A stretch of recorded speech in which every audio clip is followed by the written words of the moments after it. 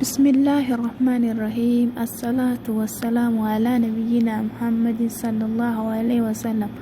وبلينك يا كبجمتوتا جالتمتوتا hordoftoota tuubee sabboontuu Oromoo jettu jala argamtan hundi keessan baga jiraattanii sabboontoota Oromoo ashama harka funee anaa jiraadhu baga jiraattanii obboleeyyantii har'aa inshaallah keekee ibidda gubbarratti godhamu kafiruuni keessa hin galle kafiruuni gubbarra godhamu jechuudha. Ibidduma kamuu gubbarratti godhamu karaa kaluunii waan bareedaadha.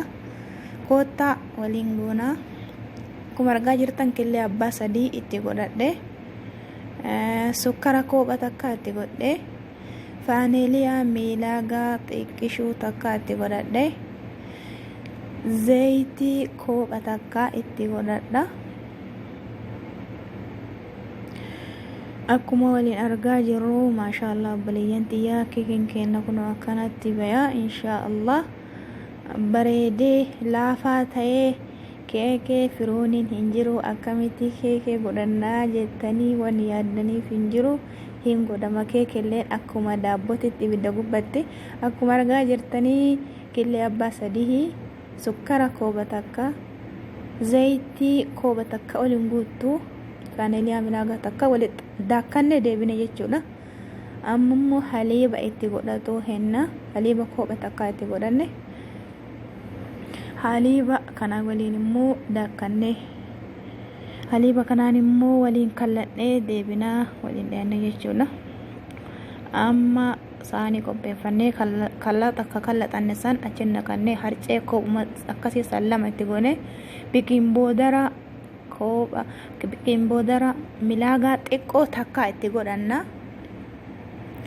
Amma waliin dhiyaannee sahaanii qopheeffannaa itti naqannu jechuudha.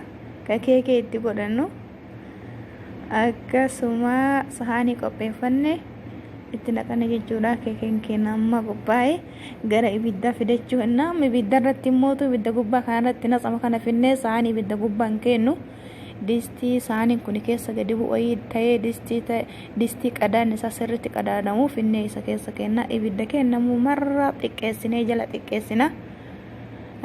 Distii kana jala xiqqeessinee daqiiqaa 30 distii kana itti qadaannee dhiifna jechuudha.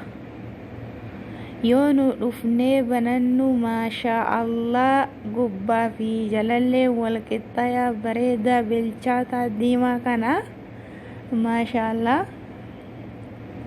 kun akkuma agartanii kun akkas waraantanii yoo ilaaltan waa takka bishaan hin qabu jechuudha. Keekeen keenya goggogee leciin jiru goggogee kabareedi kan jechuudha. Kun ibidda gubbarratti jechuudha obboleeyyan ta'e akkuma waliin agarru maashaallah tabaaraka rahmaan akkasitti keekee godhachuu dandeettanii. Keekeen hin jiru keekee godhachuu hin dandeenyu firooniin hin jiru jettanii waan keekee hawwitaniif hin qabdanii maashaallah no keekee akkanatti godhama. Warri maatii naaf hin ta'in maatii